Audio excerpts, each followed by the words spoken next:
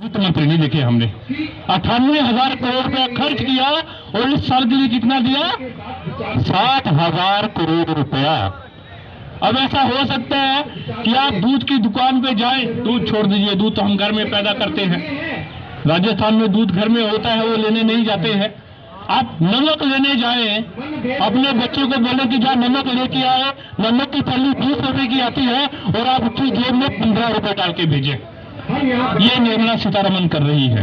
उसको पता है कितना चाहिए, पर 60,000 करोड़ दे रही है, फिर हमें लड़वाएंगे नीचे। कैसे लड़वाएंगे? आप मनरेगा पहले, अब मनरेगा कानून है जिसमें सबको काम मिलना है, चाहे आपकी जाति कोई भी हो। और नरेंद्र मोदी का दिमाग जाति से शुरू होता है, जाति पे खत्म हो जाता है। उनके मंत्रालय ने बोला, रघुवीर जी, कि अब जो फंड आएगा वो जातिवार आएगा। अब जो फंड आएगा, अब के राजस्थान में मुझे पता नहीं है, बड़ी सारी जगह पे लड़ाई शुरू हो गई है। ये जो आपके मास्टर रोल निकलते हैं, मास्टर रोल निकलते हैं, वो जाति के आधार पे निकल रहे हैं।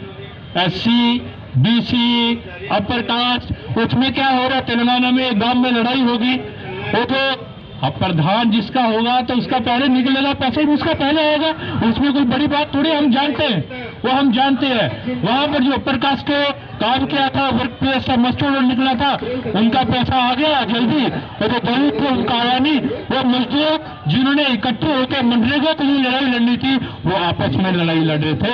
ये लड़ाई हमारी लड़ाने जा रहे हैं। मोबाइल के ऊपर हाजिरी की बात इन्होंने कर दी। अब तो ये बोल दिया कि पहले पैसा बैंक में आता था, अब प्रधानमंत्री ने बोला कि एक अलग से सिस्टम वो बना रहे हैं जो आधार से जुड़ा होगा, उसके जरिए पैसा आएगा। उन्हीं की सरकार बोल रही है। आज जब मैं आपसे बात कर रहा हूं, अगर उसके जरिए पैसा देना हो तो भारत के अंदर केवल 38 लोगों का पैसा आ पाएगा, बाकी का नहीं आ पाएगा।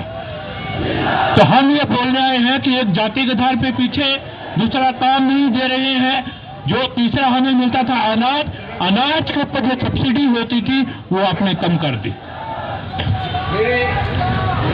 फूड कॉर्पोरेशन, आपका एफसीआई का गोदाम को बचाने की लड़ाई लड़ रहे हैं हनुमानगढ़ के अंदर, पता नहीं कैसे बचेगा, क्योंकि उसके अंदर जो अनाज खरीदने के लिए पैसा मिलता था, उसके अंदर 35% की कटौती कर दी है इस बजट के अंदर।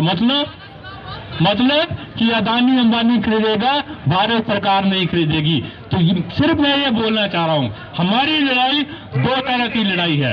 एक लड़ाई जो मेरी पहचान के आधार पर मेरे साथ अन्याय होता है, उसके आधार पर मेरे को संसाधनों से महरूम किया जाता है, और दूसरी तरफ ये जो आर्थिकी की लड़ाई है, इन दोनों लड़ाइयों को मुझे इकट्ठा लड़ना पड़ेगा और धावा बोलने का पड़ेगा इस सरकार के खिलाफ। इस सरकार के खिलाफ लड़ाई लड़ते हुए एक व्यापक एकता बनानी पड़ेगी, और यही मकसद है आज के आंदोलन का। हम नहीं बोलते कि ये आंदोलन खेत मजदूर झंडे के यूनियन के बदले हो, दलित शोषण मुक्ति मंच के झंडे के नीचे हो। जो भी इंसान समाज के अंदर अन्याय के खिलाफ लड़ने के लिए तैयार है, जो भी इंसान भगत सिंह के उस वक्तव्य के साथ समझ रखता है कि भारत के अंदर कुत्ता तो रसोई में आ सकता है पर दलित रसोई में नहीं जा सकता है, जो अन्याय के खिलाफ जिसको गुस्सा आता है, आइए इकट्ठे होकर लड़ाई लड़ेंगे, और इस लड़ाई को लड़ते हुए जो आज की सरकारें हैं उनके खिलाफ उनको उनका सही स्थान दिखाएंगे और अपनी ताकत को आगे बढ़ाएंगे। इस अपील के साथ कि ये तो शुरुआत है, एक लंबी लड़ाई में इसकी